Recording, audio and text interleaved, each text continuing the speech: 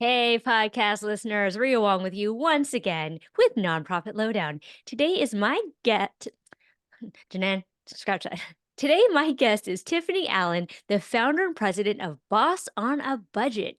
And today we are talking about startups and smaller nonprofits. So, Tiffany, welcome to the show. Thank you. I'm excited to be here. Always exciting to chat. So, before we jump all up into it, tell us a little bit about yourself and how you decided to start Boss on a Budget. So I it's weird how I got here, but it makes sense. So I started my first nonprofit with my church when I was in grad school for social work, and it bombed, it failed. But I learned so much along the way. And then fast forward about 10 years later, I met someone who was launching a nonprofit and I helped him with the administrative side of all of that. And I began to fail again because when you're starting a nonprofit, you really don't know what you don't know, especially when you're starting from scratch. So I would get these letters in the mail and they'd be like, this is due, or like it'd be these pink letters from the state. And I didn't have it together. So I realized, you know what? I need to understand what I'm supposed to be doing so we can be on top of it. And at the same time, I was working for a company that consulted with national foundations, and I saw how they did their grants and all that kind of stuff and how it works through relationships. And I'm like, people need to know how to get funding because I'm actually in the same boat where I'm working with this organization trying to get funding, but administratively we're a nightmare and I needed to get it together. And it all came together with me just wanting to teach about my experiences. So I just started to do free classes. I got on YouTube to talk about my experience and it kind of grew from there. Um, and I find so many people who are doing great work, but just don't know how to start an organization.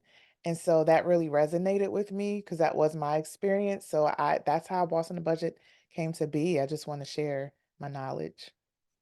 Tiffany, thank you for sharing so vulnerably. I mean, I feel like so many of us have a similar story. Like, this is how I failed. And therefore, this is Exactly. how I want to make sure other people don't make the same mistakes. So, just to be Mhm. clear, you work with folks who are wanting to start a nonprofit or are kind of just in the beginning startup phases. Is that right? That's right. Like people who are thinking about it, some people who are already doing the work, but just kind of want to legitimize it with an actual business structure. And then people who have started, but they're still kind of stumbling their way through the startup process, like the first 5 years, typically. Yeah. And you said such an interesting point because I think people don't realize when they start a nonprofit that they're actually starting a small business. Hmm. And I don't know. We could talk about misconceptions, but when I talk to folks, especially in the startup phase, I think that there's this misconception that, oh, the minute I start a nonprofit, I'm just going to get all this magical grant money from I don't Yes. know where, like the magic grant fairy, and and then I'm just going to go about my business. And I like to say, hug the panda bears. It's a Hmm. little facetious, but tell me about some of the common misconceptions that you've heard when you're talking to folks who are just thinking about starting a nonprofit. That's definitely one. They think that like once they get 501(c)(3) status, money will automatically like fall from the sky and they can just focus on doing their work. But it takes time, effort, and money to raise money. And I think a lot of people just don't realize that. So that's the biggest one that you have to put in time and effort to raise money. I think also people think they can do it alone. I come across some people who are like, I have an idea, this is my vision, this is the calling for my life, and I don't need anybody. I just want to be able to execute my vision. And I have to slow them down and say, wait a minute, you need a board. Like, this is a public organization. This is not your own personal organization. You need checks and balances. You need all those things, especially when you're reporting to the IRS. And it really, really rubs people the wrong way when I have to tell them, wait a minute, you have to do this with other people. You need to build community around your project. So I think those are the 2 biggest ones, like the thing around money and around involving people in your vision. You know, the other one that I see, and I'd be interested in your perspective on this is, I get a lot of times people are super passionate about a particular thing Mhm, and they decide to go for it. And I'm always cautioning them to, well, first of all, check out, does this thing already exist? Right? Is mhm, there something out there? Do you really need to recreate the wheel? Or can you create a program under an umbrella of something else? Because honestly, running a nonprofit, I think mhm, you get the idea that you're going to be hugging the panda bears, but the truth is a lot of it is administration and yes, fundraising. And so and they're just thinking about program. Do you find that that's true in the folks that you talk to? Yeah, I think when people start nonprofits, they're focused on the programming. They're focused on the change they want to happen. And like I said before, a lot of them are already doing the work in the community, but they don't realize they're literally starting a business. And it's not that just they can make unilateral decisions in that business either. So even if they're prepared to start moving forward, they still can't do that without a group of people to help push it forward. So I think a lot of people just don't realize like it takes marketing, it takes planning, it takes budgeting to do all of that. And it's kind of lost on them because they get so focused on wanting to do great things in the community. There's nothing wrong with that. But if you decide that your vehicle to do that is a nonprofit organization, then you need to be prepared for everything that comes with it. I'm curious, as you're talking, it just occurred to me that, you know, the nonprofit organization is just one sort of legal IRS entity. Hmm. Have you ever counseled folks to consider like a for good business or a B Corp that was a business that had a public good? Because I think that there's some interesting hybrid models out there where you can still do good at the Hmm. same time as perhaps making money. Hmm. So I know about B Corps and I've never really started one. So I like to educate people about all their different options. The way I go about it is I tell people, look, there are certain things you need to think about if you think you are ready to start a nonprofit. And one of those is ownership. And I think that's the one thing that hems a lot of people up. They want to have control over things they create or they want to make sole decisions. And I say to them, if you don't want to relinquish control over the vision that you have, you really need to reconsider. And so I talk to them about like maybe this needs to be a for-profit venture, maybe this just needs to be a small project and you leave it there. Maybe you need a fiscal sponsor. So we talk about different options, including that, because I try to tell people you can still do good and not have a nonprofit. Like they're not the one and the same. So you don't have to automatically go there. I think the problem kind of in the US culture, somehow we got in our head that hey, I want to do a good project, automatically nonprofit. And I don't know how we got there, but my hope is that through my YouTube channel and things like that, when people see just how much work it is, they think twice, or not even just think twice. They just go about it more thoughtfully so they can be successful. Yeah, it's funny you say that because when people approach me about starting nonprofits, I actually usually actively discourage them from it because I think it is hard. And, to me, Yeah. if my one conversation with you discourages you from doing it, good. You probably weren't cut out to do it anyway, because we know that this Mhm. work takes a lot of persistence, tenacity, and you have to have a pretty tough skin. Yeah. Yeah, I mean, I have come across a bunch of people who've been like, "Hey, Tiffany, I want to start this nonprofit," but once they talk to me, it's like, never mind. I think I'm just going to go this route," and I'm okay with that. Like, I appreciate that they thought about it. I appreciate that they took the time to realize it doesn't work for them. And I often tell people it's not a failure. Even if you start a nonprofit and decide to dissolve it, because I've had people like that come to me as well and say, you know what, Tiffany, after listening to you, I realize this isn't what I'm cut out for. And Yeah. I'm good with that too. Yeah. Whatever makes sense, but just make sure you're thinking about it the right way. That's an interesting question because I think founders are a really interesting kind of a beast, right? It's like, Sure, for sure. um, I think in many cases, what I've seen with founders, and again, I'd be interested in your perspective, is they tend to be very passionate, kind of stubborn, headstrong, all of these things that Mm-hmm. help them to succeed against the odds. Mm-hmm. And then there comes a point, I think, within the organization's life cycle that all of the strengths that they had as founders become a liability. Mm-hmm. So I talk to agree. me about what are the pitfalls of founders potentially? That's so funny that you put it that way because I've come across founders, the ones that are most successful are ones that are big visionary people. Like they see it and they're, like you said, they're stubborn, they're tenacious. They're going to make this work whether they have somebody to help them or not.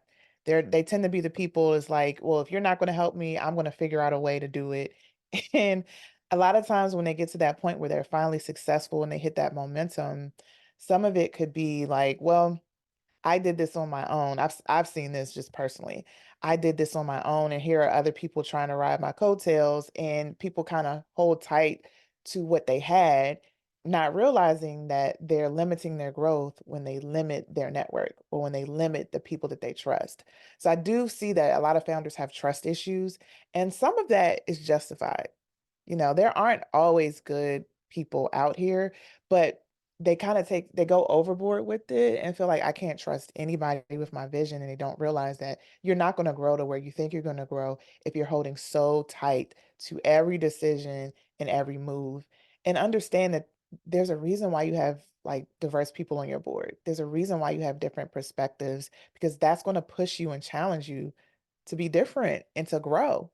And I find that they have to come to a point where it's like, do I want to grow or I just want this to be my thing?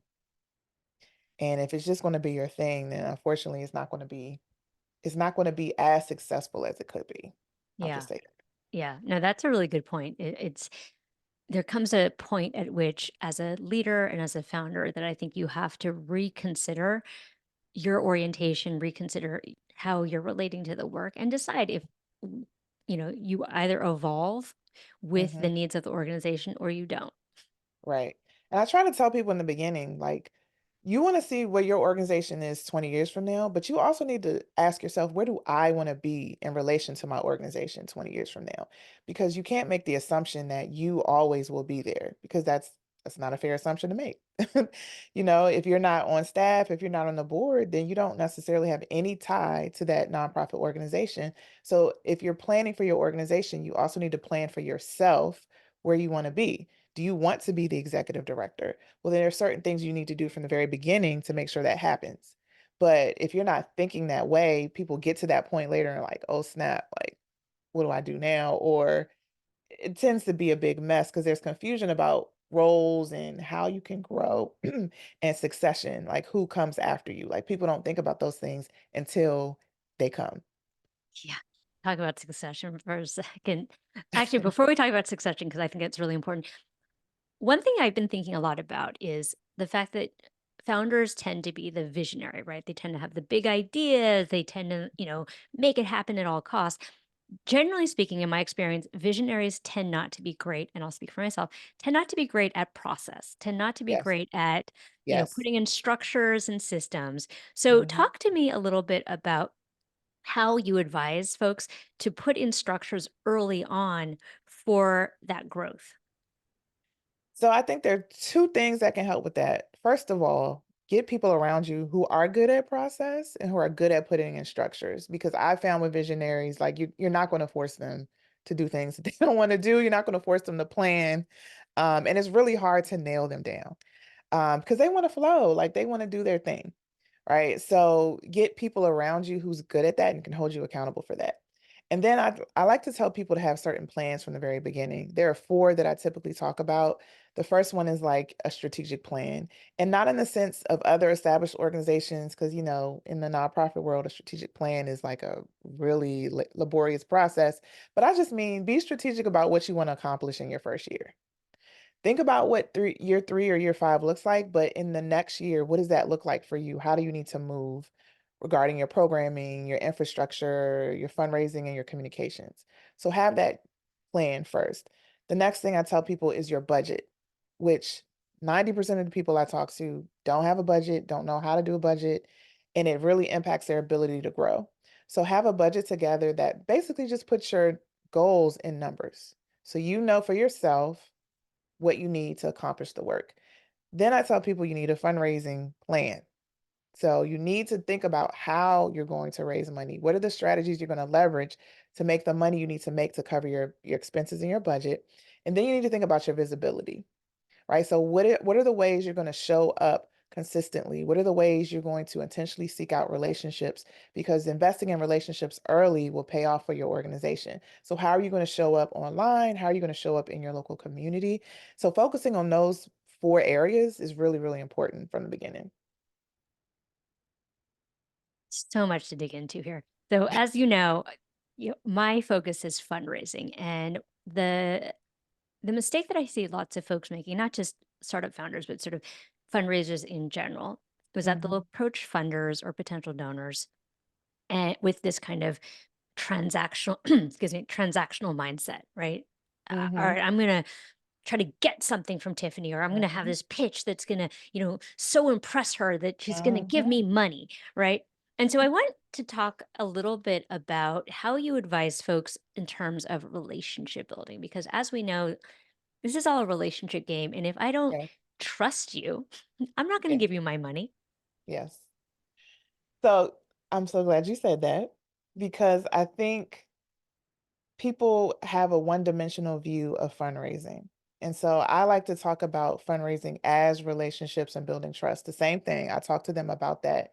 And I tell people first is to identify the value they have, the expertise they have, something that they know someone else would be interested in learning about, right? Because there's a lot of people who start nonprofits who have this lived experience or perspectives that are often unknown to people and I think are of great interest to donors and funders. So first find out like what is the value you bring to the table? What is something that you can share with someone? And the reason why I tell people to do that is because you want to find people who are aligned with that, who care about that, who want to support that. So you got to be clear on what you're changing or what you care about or what pisses people off that you want to change. And once you identify that, that's what people align with and that's what you lead with, right? Like, there's something in my community that's not working, right? But we have the answer. This is something we want to do. We want to partner with people who want to see this change. And I try to tell people, like, look at it as a partnership to work together to make your community better and focus it in that way. Because in a partnership, you're not just trying to get what you want, you also care about what the other person wants too. And what that other person wants is to see their resources are going to something good. So how are you communicating that to them? Like, how are you starting that relationship or starting that partnership? So I try to teach from that perspective. And it also helps to simplify it because people get so intimidated when they hear the word fundraising and they think it's just like having the perfect letter, having the perfect pitch, when it really is like communicating that there's a need and that you working together can help address it. I love that you said that. It's so funny. I was working with some folks who were in community organizing, and I was Mhm. explaining, my philosophy of fundraising, and they go, "Oh, this is just community organizing." I was like, "Yes, that's exactly right. You're just organizing a different community, and you're exactly right." Like, why? It's so funny to me that we somehow put donors or funders in a different Mhm. bucket than the way that we Mhm. think about our quote unquote community. They're a part of your Mhm. community. They just have a Mhm. different role within the community. And so I That's think when right. we silo it off and somehow, why do you think that is? I have my opinions, but I'd be curious. Why do you think that's true? I think that, first of all, when people hear the word donor and funder, they're automatically thinking of rich people or they're automatically thinking of foundations. And I think in our culture, we perceive that if you have more money, you have more power. And so, like, there's a certain way we perceive you. There's a certain way we treat you when we think that you have more power. Like we defer to you more, and so that relationship has to feel different. It has to look different. And one of the things that I teach people is like, just because someone has money does not mean they're smarter than you. Does not mean they have power over you, right? They just have resources. That's just what it is. And so, you just want to align with that person because you have something they need and a lot of people don't realize that. They don't realize that, I think that it's just the donor has something to give, but you absolutely have something to give them. And so I think when you kind of level the playing field like that, it makes it easier. But for some reason, like we see people with money as being more powerful or better, Yeah. and it's not Yeah. true. Yeah. I think, you know, I, I, w- I agree with that. I would put it like somehow we think of people with money as just different in some kind of way, right? Mhm, They're smarter, they're meaner. I mean, I've heard mhm. all kinds of things Yeah, about like, well, rich people are like this. And I'm like, well, that's really interesting. yeah, Like, first of all, how are we defining rich? Right? Because, like, that's true. a very relative term. Like, compared to who? By what metric Right, are we saying rich? And then, right. secondly, how do you know that? Right? Like, how are you able to say that about all different types of people based on this very arbitrary Mhm, income bracket? mhm. They can't all be like this, right? Right.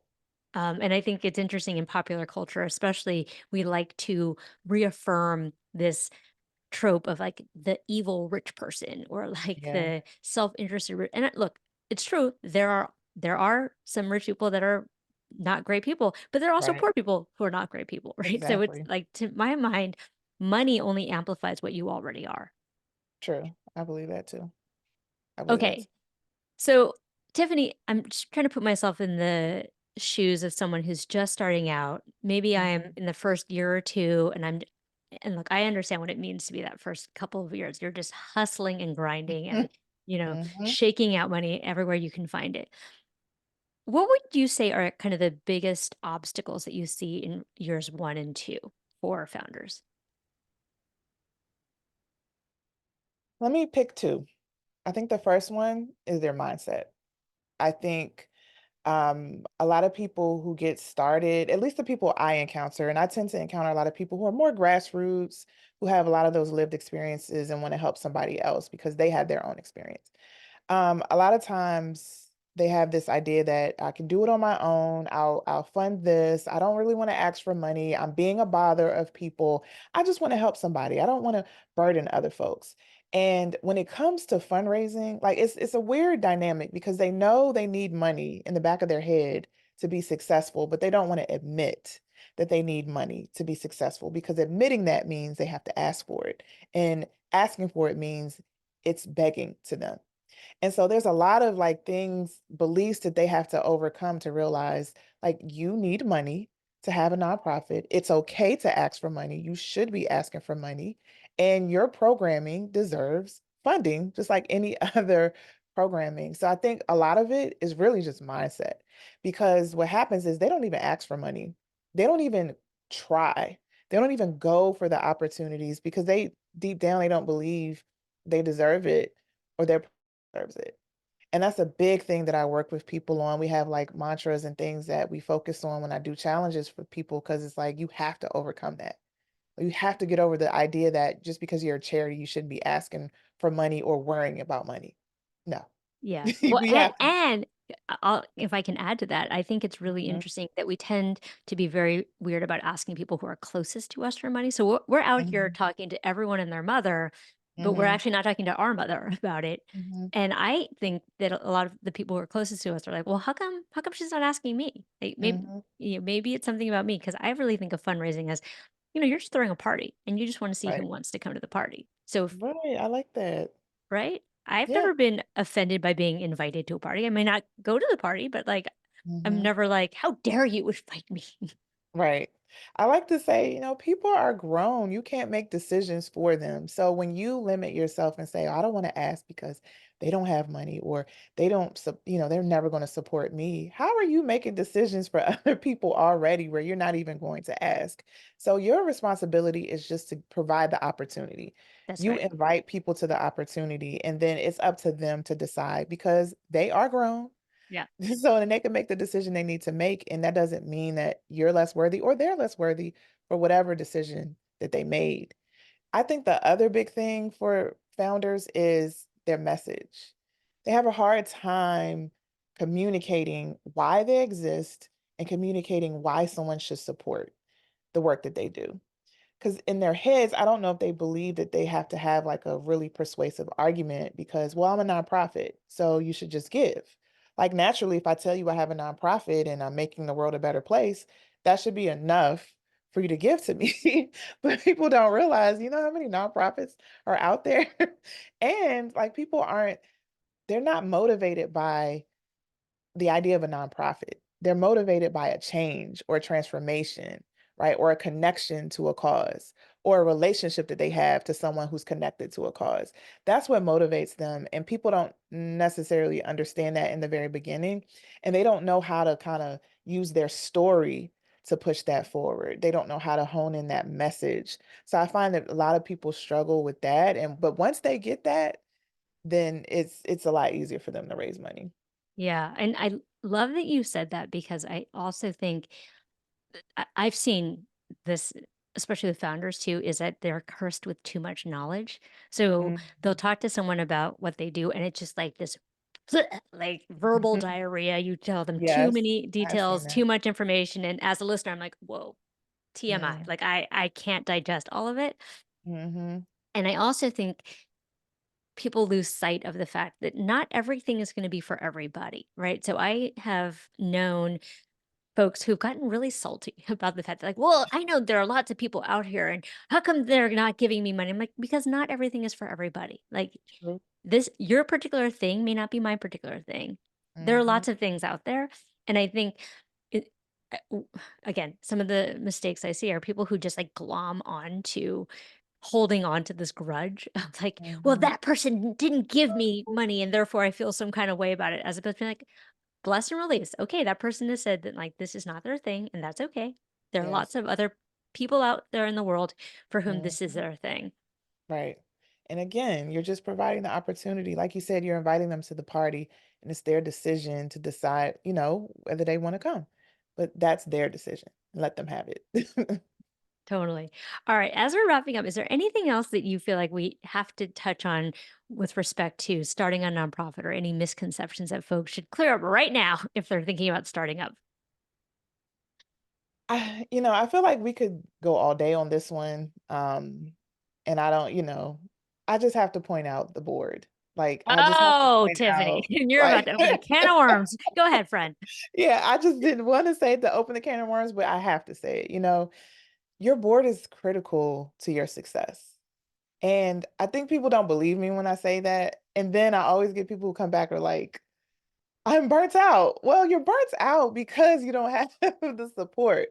So a lot of people automatically go to starting to do programming when they establish your nonprofit, but I really do believe you need to invest early on finding the right people and taking your time to find a good core of people first, and then start executing a lot of the work of the organization, especially the administrative work.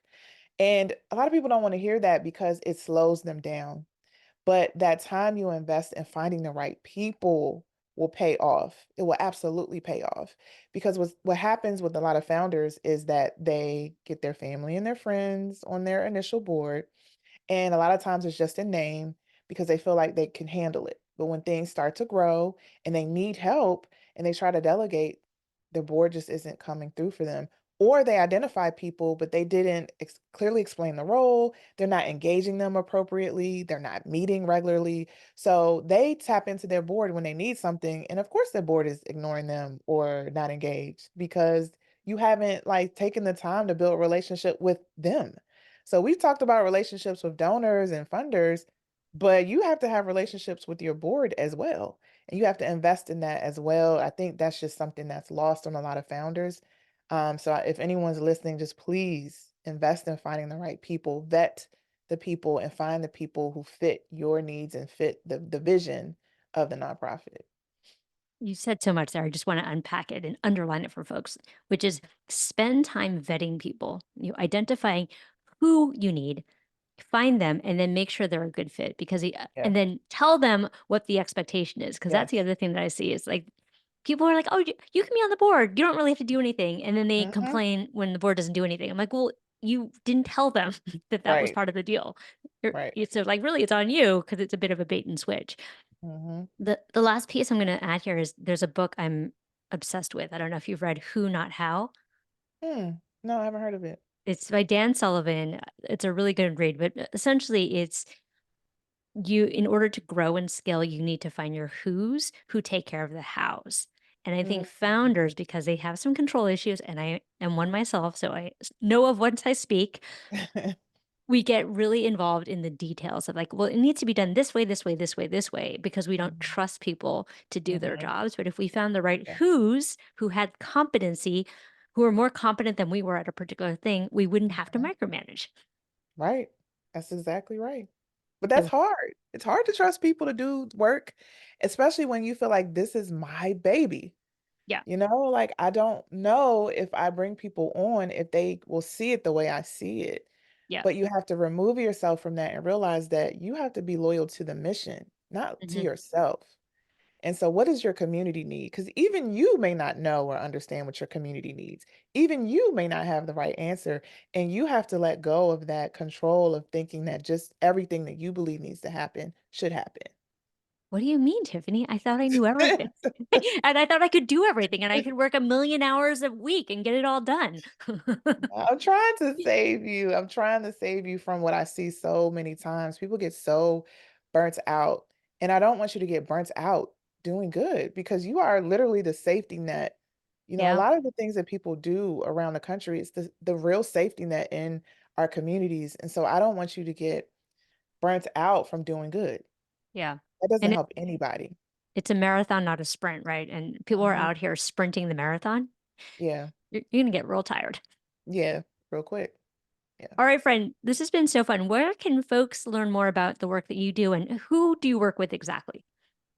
So you can find me on YouTube at Boston a Budget. I work with founders who need help through their launch journey, and I specifically help you find that startup funding and get your structures together when you want to launch. I also have a new membership community called the Purpose Profit Society where I'm working with startups to help them through that journey. So if you're interested in that, visit me at bostonabudget.com to learn more. Fantastic. So, all those folks out here who are thinking about starting a nonprofit or are in the early stages, check out Tiffany. She's got some good info for you. Tiffany, my friend, thank you so much for being on the show. Thank you for having me. It's always good to talk to you. Always so fun.